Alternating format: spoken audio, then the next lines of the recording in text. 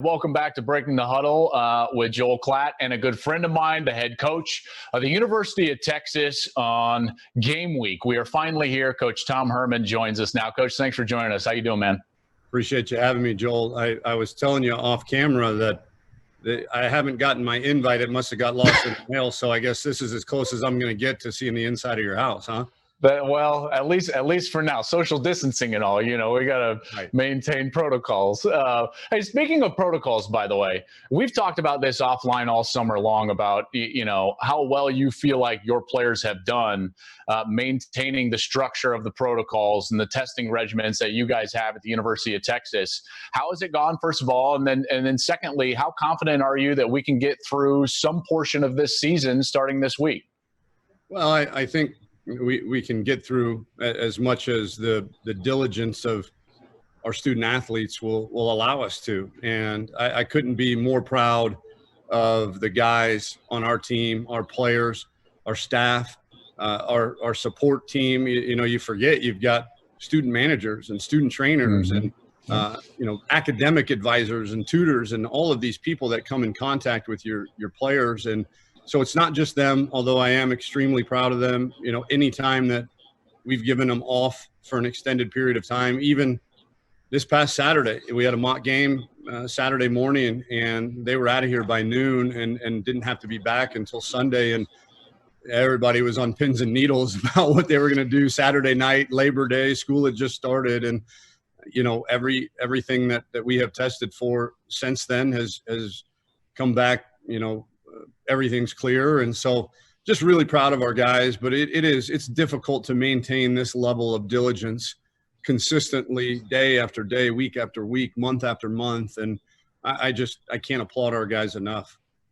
On the field, you guys have a couple of new coordinators, two guys that I have a lot of respect for, a guy that you have a long past with. Chris Ash is now your defensive coordinator. You worked with him at Iowa State and then won a national championship with him at Ohio State. And you also bring in Mike Yurcich, who's been a longtime Big 12 coordinator at Oklahoma State, spent last year at Ohio State under Ryan Day. What do you think they bring to you as you're trying to get over this hump and potentially win a Big 12 championship? Well, I think what Mike certainly brings is allowing me to focus my time, effort, and energy in the big picture as I'm used to doing as a head coach. It was wearing on me as a play caller, full-time play caller last year. It really took its toll on me, and I wasn't my best. I was a jack of all trades and master of none, and I think it showed in were we pretty good on offense? Yeah, we were top 15, top 10 in the country in a lot of statistical areas, but I had let the defensive side slip a little bit. And so the two new hires allow a couple things. One, frees me up to spend more time with the players, to get to know them better, and to, having Mike allows me to spend more time with the defense. But in the same breath, I've got Chris there who's been a head coach. He's been a national championship winning defensive coordinator. So I really trust him with the defense as well to kind of be the head coach of that side of the ball.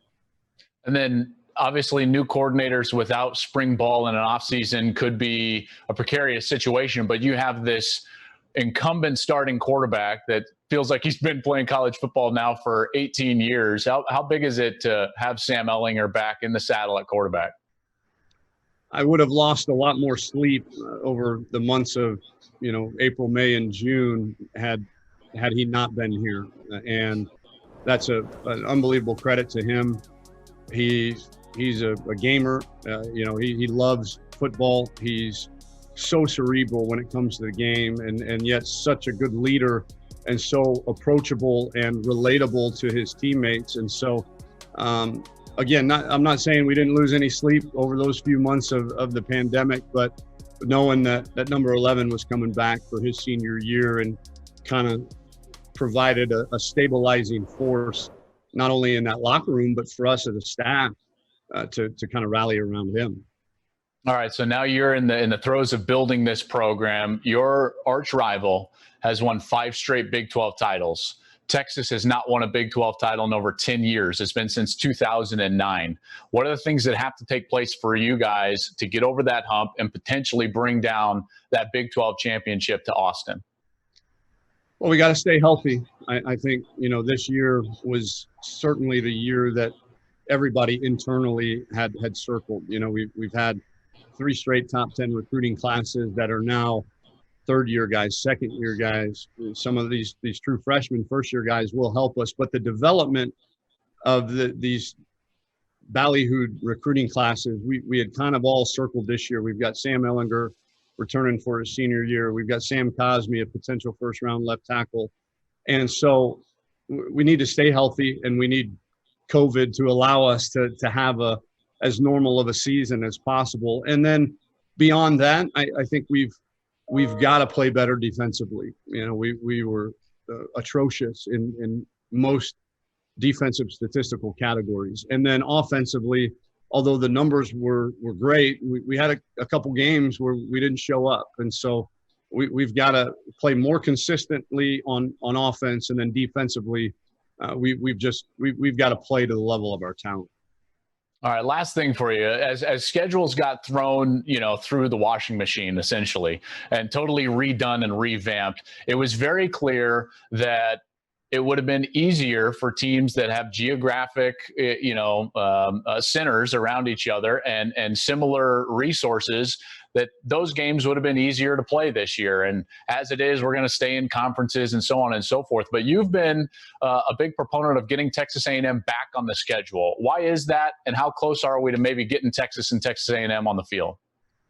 Well, I can answer the second part really quickly. I have no idea how close we are. I wish we were much closer. But again, those decisions are made outside of my scope of influence sometimes. But it just makes sense to me. You're right. I've been on record as saying if Clemson and South Carolina can figure it out every year, Georgia Tech, Iowa State, Florida State. I mean, where do you want me to stop? These in-state rivalries that are hundreds of years old, that these schools are in different conferences. That's okay. Let's figure it out. I would much rather play Texas A&M home and home every other year, and my one road game, non-conference road game, be an hour and a half bus trip east, rather than getting on a plane and going to Los Angeles for a night game on a Saturday to play USC, or going to Columbus, Ohio, or Gainesville, Florida. It just makes too much sense. And I hope at some point here in the very near future, those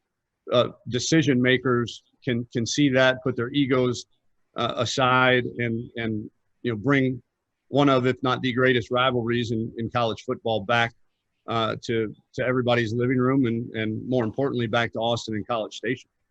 Yeah, and hopefully on Thanksgiving week. Right? Because that's the tradition that I think a lot of people in Texas want to see back. Coach, can't tell you how much we appreciate your time. It's game week. It's finally here, kind of coming out of my skin, ready to see some college football. Hope to see you soon down in Austin. And until then, best of luck. All right, Joel. Appreciate it, man. Hook 'em and stay cool down there in Southern California. You got it. For the best access, perspective, and personalities in all of sports, follow us at Fox Sports on Twitter, Facebook, Instagram, and YouTube.